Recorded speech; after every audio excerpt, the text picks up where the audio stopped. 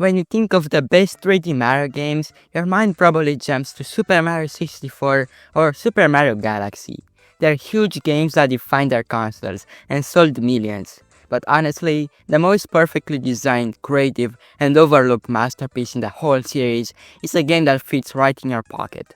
So, let's dive into why Super Mario 3D Land for the 3DS isn't just a fantastic portable adventure, but a genuine masterpiece that deserves to be ranked among the best in the franchise. To understand why Super Mario 3D Land is so special, we have to go back to 2011. The Nintendo 3DS was really struggling. The DS and the Wii were huge successes, but this new handheld had a high price tag and not many games. Its main selling point, the 3D without glasses, was seen as a gimmick, and the early games didn't do much to prove people wrong. Nintendo needed a system seller, a killer game to save the console. And then we got Super Mario 3D Land. This wasn't just another Mario game, it was a mission. It was Nintendo's biggest star stepping in to save a console that was failing. The game was a huge success. By the way, it was the first 3DS game to sell over 5 million copies, and ended up selling over 12 million. It boosted 3DS sales a lot, along with a big price drop, and started to turn things around for the handheld. But even with all that success, people don't talk about it much today. It gets overshadowed by its sequel, Super Mario 3D World, and doesn't get mentioned with Galaxy or Odyssey, but its sales and its role in saving the 3DS proves it was a pivotal moment for Nintendo for sure. The core brilliance of Super Mario 3D Land is in my opinion its main idea, making a 3D Mario that plays like a 2D Mario. Think about it, the big sandbox style levels of Mario 64 and Sunshine were for exploring on a TV. That doesn't always work out on a handheld, where you might only play for a few minutes on the bus. So Nintendo did something revolutionary. They mixed the two styles. The levels in 3D Land are linear, just like in the classic games. There's a clear start and a flagpole at the end, but you still have Mario's full 3D movement. This created these perfect bite-sized levels that you could finish in just a few minutes. It was a genius idea.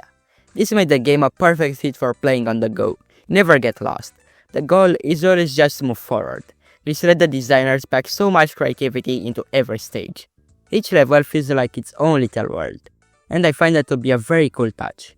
This design was so successful that it is used for its console successor, Super Mario 3D World, which proves this was a brilliant new direction for Mario. This focused design allowed for some of the most creative levels we've ever seen. The game is constantly surprising you because they'll introduce a new idea, build on it, add a twist, and then move on before it gets boring. Let's look at World 2-3. It introduces platforms shaped like the original pixelated designs of Mario and Luigi, and the propeller box power-up. This gives this level a whole new perspective. Overall, very unique. Or what about World 5-2, a level that perfectly showcases why the 3D effect wasn't just a gimmick. This level is all about platforms floating at different depths, and you have to make precise jumps between them.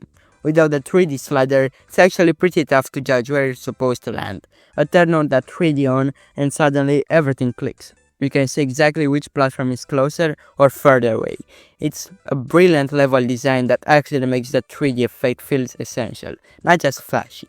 For years, judging depth in 3D platformers was a real problem, but 3D Land completely solved it with a smart design like this. This level proves that Nintendo didn't just slap 3D onto a regular Mario game. They built an entire experience around marking this new feature. And the Yoshi battles, I adore those. They feel like a huge action sequence in the palm of your hands. You're dodging cannonballs and finding a boss in one fast-paced level. There is no filter in this game, just pure creativity from start to finish. You for sure won't get bored. A Mario game is only as good as its power-ups, and 3D Land brings back one of the most loved ones, the Tanooki Suit. But this isn't just for nostalgia. The Tanooki Suit is perfect for this game's design. Its main ability isn't flying like in Super Mario Bros. 3, but a slow fall. This run mechanic is amazing. It gives you a safety net, so you can fix a bad jump or float over a tough spot. This makes the game easier for new players, but it also adds strategy for experts. It feels essential but never makes that game too easy. Even though I like the cat suit, the Tanooki Suit in 3D Land feels more like a classic Mario power-up. And for those who want a callback, the game introduces a grey statue leaf in the post-game, which lets you turn into a stone statue, just like in Super Mario Bros. 3. It's actually really nice. One of the most unfair criticisms of Super Mario 3D Land is that it's too easy. And yeah, the first 8 worlds are not that hard. If you die 5 times, you get an invincible white Tanooki suit. This was to make the game welcoming for everyone. But this is only half the story. After you beat Bowser, you unlock the special worlds. And this is where the game gets serious. The special worlds are 8 remixed and brutally challenging worlds that will test even the best Mario players.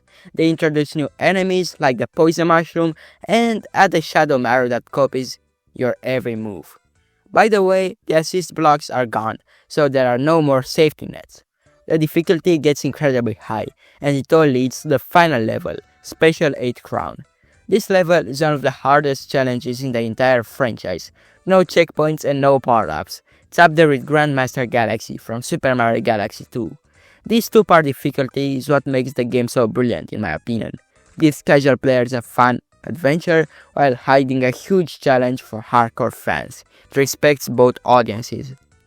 Super Mario 3D Land is a game of perfect balance. Balances 2D and 3D gameplay. Balances being easy to pick up with a very tough challenge. Balances nostalgia with new ideas. It showed up when Nintendo needed it the most. Gave us a flawless portable game, and set the stage for future titles. It's often forgotten, stuck between Galaxy and 3D World, but its creative levels, great power-ups, and amazing post-game challenges make it a masterfully crafted experience. It is not just another Mario game, it is a testament to Nintendo's design at its absolute peak. A game that proves that sometimes the biggest masterpieces come in the smallest packages. Overall, a very solid game that is fun, creative, and enjoyable. Anyways, this is my opinion. What do you think? Is Super Mario 3D Land the most underrated game in the series? Make sure to tell me your opinion in the comment section. Also, if you enjoyed this clip, I'd truly appreciate if you could like, subscribe, and share this video. I was David. Bye. Have a nice day.